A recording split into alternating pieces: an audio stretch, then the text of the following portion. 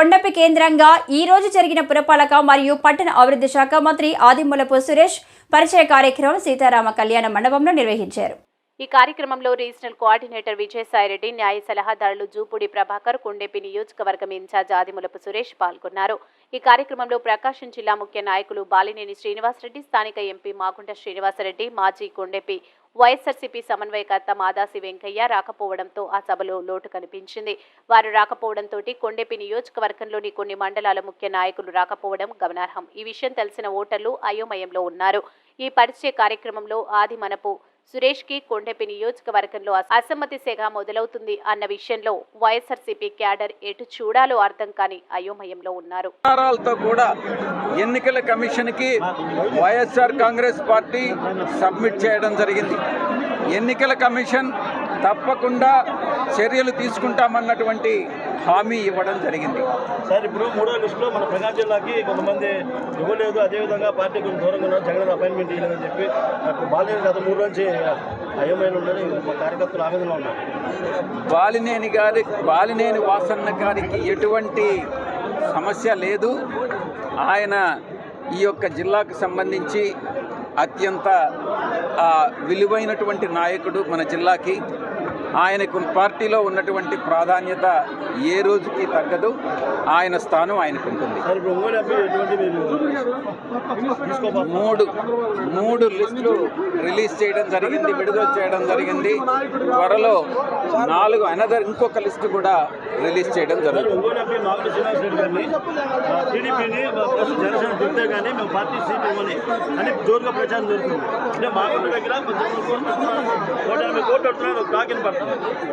ఇది మీడియా సృష్టిస్తున్నటువంటి ఒక కథనం.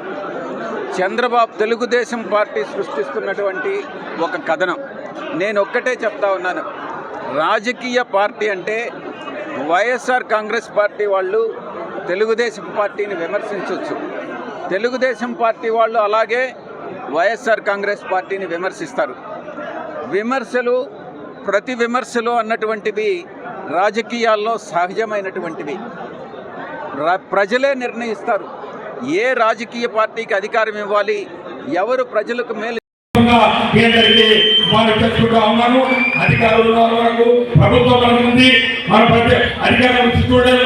ఖచ్చితంగా కొండేపిలో రాబోయే రోజుల్లో ఎప్పటికీ కూడా మన అధికార పక్షంలో ఉండే అవకాశం మనందరి చేతుల్లో ఉందనే విషయాన్ని మరొకసారి గట్టిగా మీ అందరికీ తెలియజేసుకుంటూ ఆశీర్వదించండి.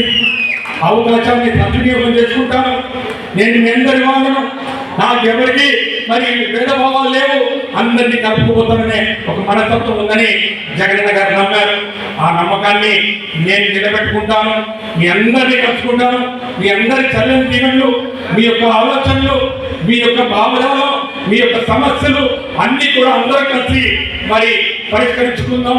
నేను ఒక సేవకుడిగా, జగనన్న పంపినటువంటి ఒక సైనికుడిగా మీ ముందు వచ్చారని చెప్పి కూడా సవినయంగా మనం చెప్పుకుంటూ మరొకసారి మీ చల్లని దీవెనల కోసం, మీ యొక్క ఆశీర్వాదం కోసం రేపు జరగబోయే ఎన్నికల్లో వైఎస్ఆర్ కాంగ్రెస్ పార్టీ జెండా ఎగరేయాలి అని చెప్పి కూడా దానికోసం అందరం కలిసి పనిచేయాలని చెప్పి మిమ్మల్ని కోరుకుంటూ సెలవు.